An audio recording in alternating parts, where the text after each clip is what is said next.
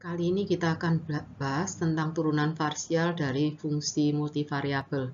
Kita bagi menjadi dua video. Jadi yang video yang pertama ini kita akan bahas dulu untuk turunan parsial orde 1 dan turunan parsial orde tinggi. Sedangkan untuk turunan fungsi komposit, derivatif total, kemudian dan turunan fungsi implisit akan dibahas pada video berikutnya. Pertama kita akan bahas turunan parsial orde 1. Jadi misalkan kita mempunyai Z, di sini merupakan fungsi dari dua variabel bebas yaitu X dan Y, maka turunan parsial Z terhadap X dengan Y sebagai konstan dinyatakan dengan persamaan ini. Sedangkan untuk turunan parsial Z terhadap Y dengan X-nya konstan dinyatakan dengan persamaan yang di sini. Sebagai contoh dari turunan parsial orde 1, kita selesaikan untuk fungsi ini. Jadi, kalau kita cari turunan parsial f terhadap x, jadi kita tuliskan fx, maka y adalah konstan. Jadi, kita cari turunannya terhadap x saja yang y konstan. Jadi, ini adalah 14x dikurangi 3x kuadrat y pangkat 4 ditambah dengan 20x pangkat 3 y pangkat 3. Nah, sedangkan turunan parsial f terhadap y berarti x-nya konstan.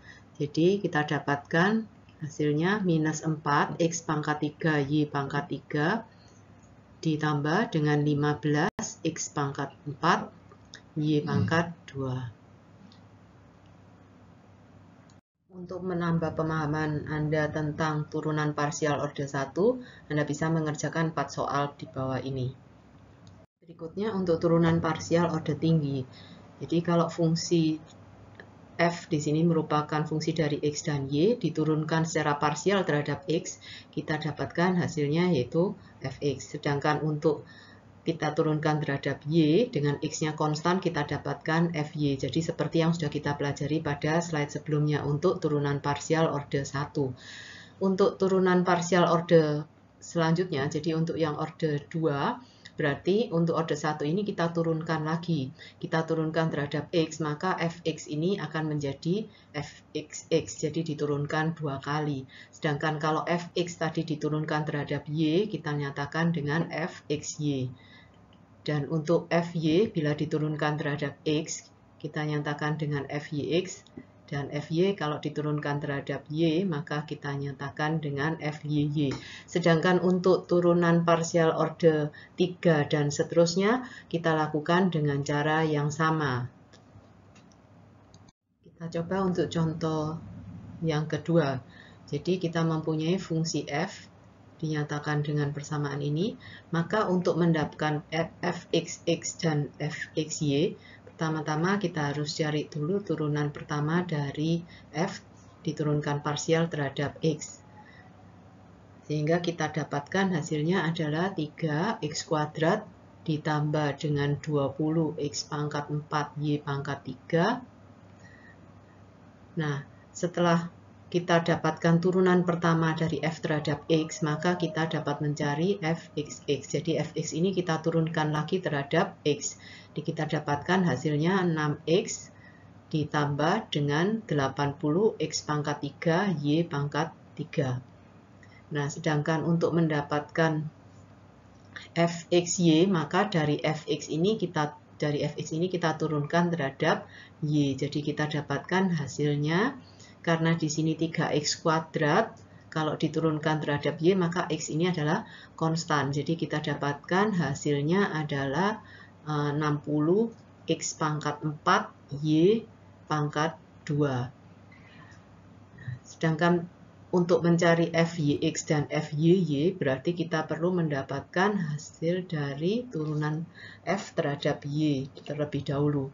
Jadi kita turunkan terhadap y, x pangkat 3 di sini, ini adalah konstan. Konstanta kalau kita turunkan adalah 0, jadi turunan f terhadap y, turunan parsialnya adalah 12 x pangkat 5 y pangkat 2 ditambah dengan 20Y pangkat 3. Nah, sedangkan kalau Fyx berarti Fy ini kita turunkan terhadap X. Jadi didapatkan hasilnya adalah 60X pangkat 4 Y pangkat 2. Sedangkan 20Y pangkat 3 di sini adalah konstan kalau kita turunkan terhadap X. Nah, untuk Fy yang terakhir, jadi Fy yang di sini, yang di atas ini kita turunkan lagi terhadap Y. Jadi didapatkan hasilnya adalah 24X pangkat 5Y. Kemudian ditambah dengan 60Y pangkat 2. Berikut ini ada dua latihan soal yang dapat Anda kerjakan untuk melatih pemahaman Anda tentang turunan parsial orde tinggi.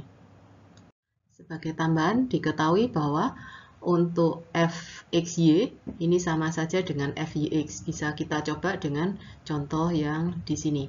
Jadi, kalau kita cari Fxy, berarti pertama kita turunkan dulu terhadap X secara parsial. Jadi, didapat hasilnya 2xy pangkat 3 ditambah 4y kuadrat. Sedangkan untuk mendapatkan Fxy, berarti Fx ini tadi kita turunkan terhadap y. Jadi hasilnya adalah 6xy pangkat 2 ditambah dengan 8y.